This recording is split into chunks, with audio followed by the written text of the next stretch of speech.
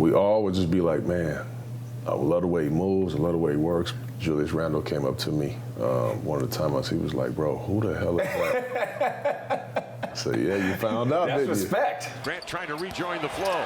Go get that, Badji! Goes Ibou Badji to deny Randle. Found out when you tried to dunk on him. Yeah, didn't you? exactly. That's He respect. was like, bro, who is that? I said, yeah, man, he going after everything. Yeah. I said, man, he is going to be a problem. Yeah, that was sweet. That was sweet. We now welcome in Gareth Kwok, who is the Rip City Remix play-by-play announcer. Gareth, thank you so much for being here. We saw all those plays with that specific play from Ibou Badji. Just curious what you've seen from him with the remix and what his I guess, ceiling would be. Well, first, thanks for having me on. And for Ibou, I mean, I tell you what, it's like he's playing volleyball out there with the way he's blocking those shots. But, you know, with him, it's just been so fun to see the tools that we had seen and heard about, and there's a reason why the Blazers brought him back. And just for him, the reps are so important, and we've been able to see that with the remix, the way he's able to get up, with, as you see there with Julius Randle. And just, I think for him, he hasn't been able to play a full season of NBA or G League games, just continuing to get those reps, continuing to shine, and he's got an exciting future, Brooke. You know, so we see him obviously as a role player, and he gets spot minutes when he's here. What are the things that you see him do in the G League that you think are most transferable to the NBA?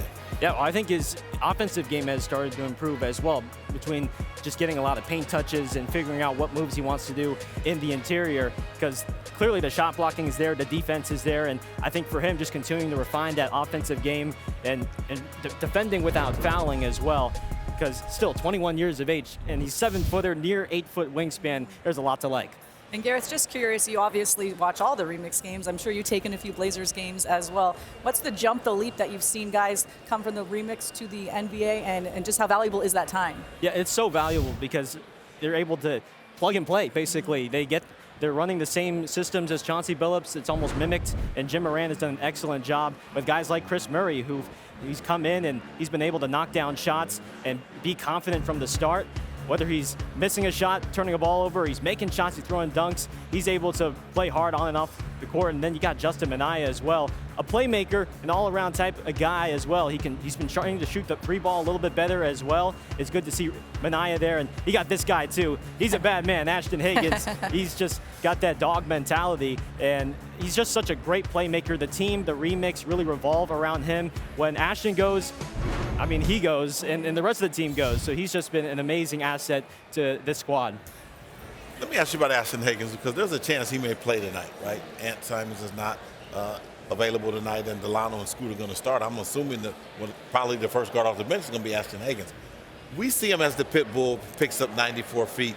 Is that what you see in the G League? Because if he plays in the G League that way, I would imagine that guys have a hard time getting the ball up the floor. He really does have a bulldog mentality, and he's going in downhill with the head of steam every single time, trying to shoulder off guys, get to the rack. I mean, he is fun to watch, and you know, he's not settling at all, for sure, when he's on offense. So I just think for him and for the Blazers, he's such a capable point guard. He can be a guard anywhere on any team, and the Blazers are very lucky to have him. Gareth, as you know, I was at the remix game on Sunday. It was so much fun. I had my Hand Fruit Nation shirt on. But the atmosphere, you know, you had families, you had couples, you had kids. The Kid Zone is so fantastic. Just, if people haven't been to one, can you kind of explain the experience and why they should?